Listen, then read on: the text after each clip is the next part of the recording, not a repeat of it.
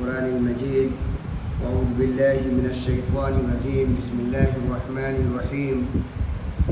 لا يصلاها إلا الأشقى الذي كذب وتولى وسيجنبها الأتقى الذي يؤتي ماله يتزكى وما لأحد عنده من نعمة تجزى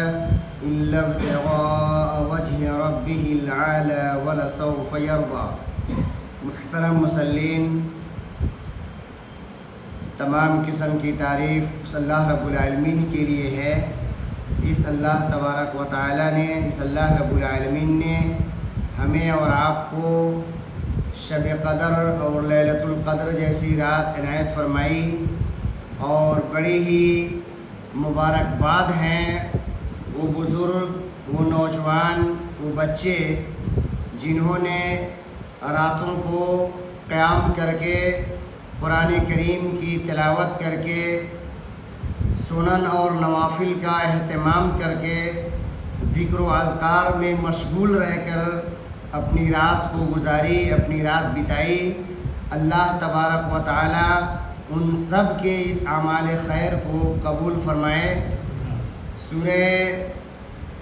واللیل اذا یغشی کی مکمل تلاوت پہلی رکعت کے اندر جو کی گئی ہے، اس کے اندر جو آخری آیات ہیں ان آیات کے بارے میں مفسرین کرام لکھتے ہیں کہ یہ ساری آیتیں خلیفہ اول امیر المؤمنین حضرت ابوبکر صدیق رضی اللہ تعالی عنہ کی شان میں نازل ہوئی ہیں۔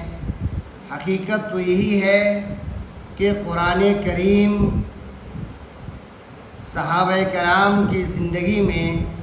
قرآن کریم کا جو نزول ہوا، وہ سارے صحابہ کرام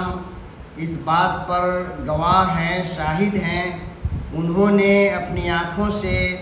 جبریل امین علیہ السلام کو وحی کو اترتے دیکھا،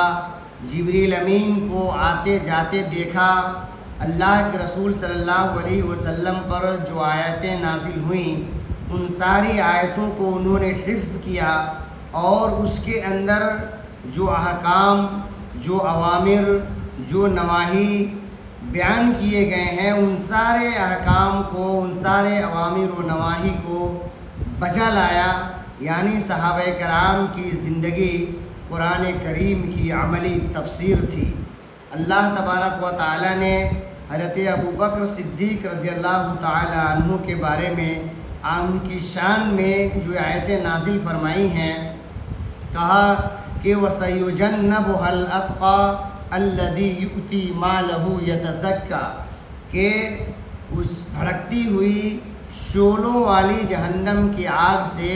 وہ بچا لیا جائے گا، دور رکھا جائے گا، جس نے اپنے مال کو اللہ رب العالمین کے راہ میں خرچ کیا اور اس مال کو پاک کرنے کی کوشش کی۔ اور یہ بھی کہا گیا ہے کہ مال کو خرچ کر کے اپنے آپ کو گناہوں سے پاک کرنے کی کوشش کی، جیسا کہ سورۃ الاعلیٰ کے اندر کہا گیا کہ قد افلح من تزکیٰ، کہ کامیاب ہو ہی گیا وہ شخص جس نے اپنے آپ کو گناہوں سے پاک اور صاف کر لیا۔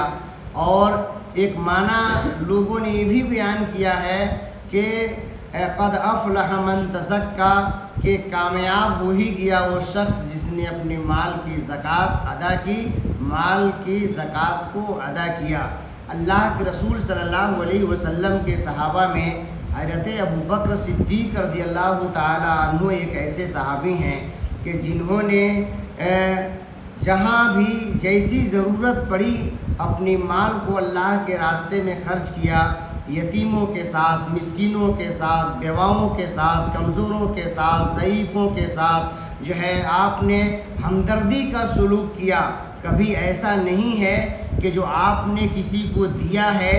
یا کسی سے آپ نے اچھا سلوک کیا ہے تو ان کے کسی احسان کا بدلہ ہے، نہیں، الا ابتغاء وجہ ربہ العالی۔ یہ ابوبکر صدیق نے جو بھی خیر کا کام کیا، جو بھی جو ہے بہتر سے بہتر کام آپ نے کیا ہے اس کا صرف ایک منشا تھا، ایک ہی مقصد تھا، وہ اللہ رب العالمین کی رضامندی، اللہ رب العالمین کی خوشنودی کے حصول تھا، اللہ رب العالمین کو راضی کرنے اور رب کو راضی کرنے، خوش کرنے کا مقصد تھا۔ الا ابتغاء وجہ ربہ الاعلی ولسوف یرضی۔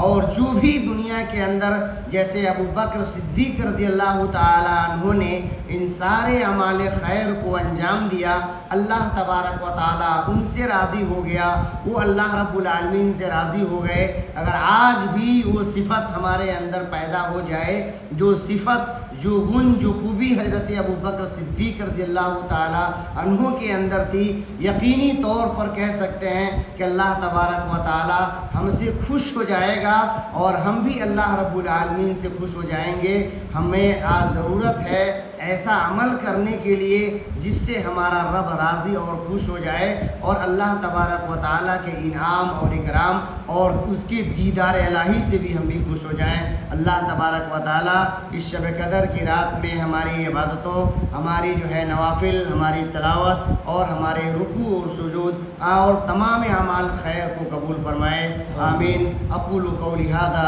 استغفر اللہ لی ولکم ولسائر المسلمین والحمد للہ رب العالمین، والسلام علیکم ورحمۃ اللہ وبرکاتہ۔